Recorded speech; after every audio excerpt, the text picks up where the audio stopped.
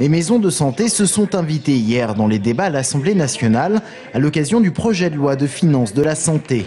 Des maisons présentées comme un moyen de lutte contre la désertification médicale en zone rurale. Avoine fait figure d'exemple.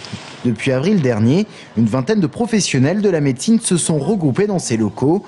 Ici, une seule salle d'attente pour 6 médecins généralistes et il en va de même pour les dentistes ou les infirmières.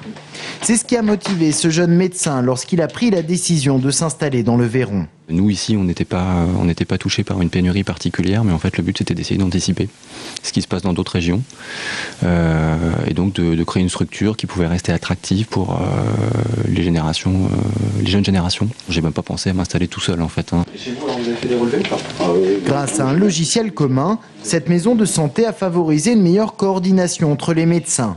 Ainsi, le suivi des patients est amélioré, que ce soit avec un spécialiste ou un autre généraliste en cas d'absence de son médecin traitant. Si un médecin est absent, il y en a un autre qui est là pour le remplacer. Les kinés, tout est sur place, on n'a pas cherché les adresses lorsque l'on a besoin du personnel médical.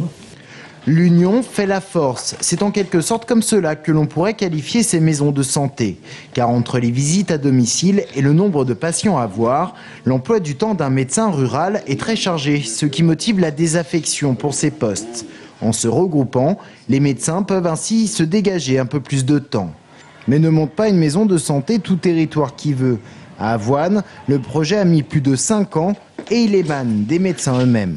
Il faut qu'ils soient déjà présents sur le terrain, ou alors qu'ils soient dans des villages environnants et qu'ils fassent exactement comme nous on a fait, qu'on se concerte et puis ensuite qu'on décide de tous se regrouper au même endroit. Sinon, ça marche pas. Sinon, je pense que ça marche pas, sincèrement, parce que c'est une vie en commun. Hein. On travaille tous à un minimum d'entre 8 et 12 heures par jour. Les maisons de santé seraient donc un outil pour éviter une future désertification médicale, mais pas forcément la solution pour redensifier un territoire dépourvu de médecins. Une redensification qui pourrait en revanche passer par d'autres mesures, comme l'obtention de bourses pour les étudiants, en contrepartie d'une obligation de s'installer en zone rurale pendant au moins 10 ans.